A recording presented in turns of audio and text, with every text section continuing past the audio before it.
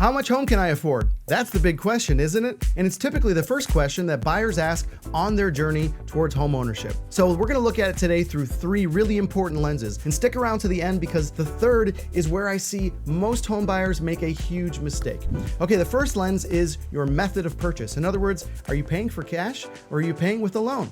So if you can afford to buy a house for cash, good for you. My one warning would be, don't take that money from an account where you might be penalized for your withdrawal. In other words, if you are not yet of retirement age, don't take that money from a 401k or an IRA account and get hit with penalties and taxes. Leave that money alone to grow for your future and take the cash from other available non-penalized accounts. Okay, if you're like most of us and you're going to take out a mortgage, there are a few options for you. So how do you take out a mortgage? Well, this is where you would work with a lending institution like a bank or a home loan lender, and you will have different options based on your situation. So this is where you've heard of different products as the conventional loan, the FHA loan, the VA loan, etc. It's really going to be unique to your situation, so you need to find out which of these is going to be best for you. But in general, a lender is going to look at these key metrics to find out what you're going to qualify for. They're going to look at your credit score to see how you've interacted with debt in the past. And obviously, typically the higher the score, the better. They're going to look at your income. Does it come from a stable source? Are you a W-2 employee? Or if you're self-employed on 1099, do you have a history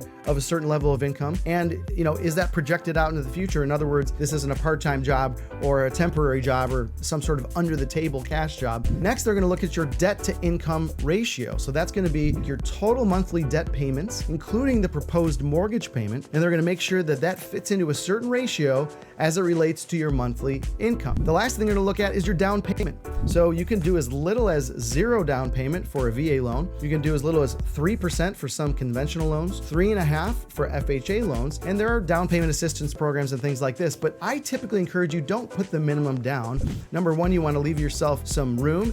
And number two, you want to appear as strong as you can to the seller, especially when we get into multiple offer situations. So I typically recommend to try to put down at least 5%, 10% or more is even better. Now, we've talked about how you pay for the house and talked about how a lender is going to determine how much you can pay for. But the second lens is, what is your comfort level? You see, you're going to find out through the process that you might be qualified to buy more home than you actually feel comfortable for. So how do you determine your comfort level? Well, let's go back at the first lens. If you're buying with cash, I would say to have a comfort level, you want to keep a buffer, an emergency fund. Maybe you have some money that you want to go towards other future expenses like buying a car, or you want to go on some vacations and things like that. So I would not drain all of your resources to pay cash for a house. If you're taking out a mortgage loan, we talked about what the lender will qualify you for, but what do you feel comfortable with in terms of a monthly payment? And a good guideline is about 25% of your monthly income. Some people will say take home income after taxes. Some people will say gross income. You need to determine what feels comfortable to you, but somewhere in that 25, maybe up to 30% range is really going to be most people a pretty good comfort level. Okay, the last lens, this is the one I said where most home buyers make a big mistake, is they didn't even determine if they were ready for this to begin with. Listen, home ownership is a fantastic thing. It will help you build wealth. It puts stability in your life, long-term future goals, especially if you're raising a family. But the key is you need to be ready for it because you want that home to be a blessing, not a burden. And so how do you determine if you're ready? Well, a couple things. Are you going to be in this area for at least the next 3 years? We don't always know. Sometimes life changes, but if you have a pretty good inclination that you're not going to be staying in this particular area over the next 3 years, then it's probably not right for you to buy a home. Keep renting, and when you settle down somewhere, buy there. Also, if you have an inclination that your job's not going to be stable, if you've been hearing rumors, and they're pretty solid rumors about downsizing or things like that, maybe wait until you have stability in your job before you decide to buy a home. And the last piece is make sure that you have your financial house in order.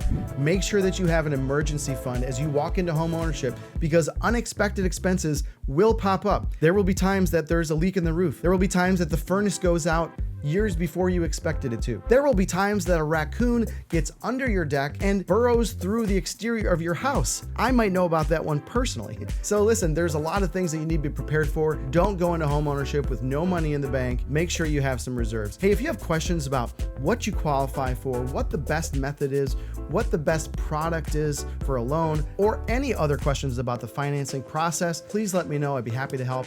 Talk to you soon.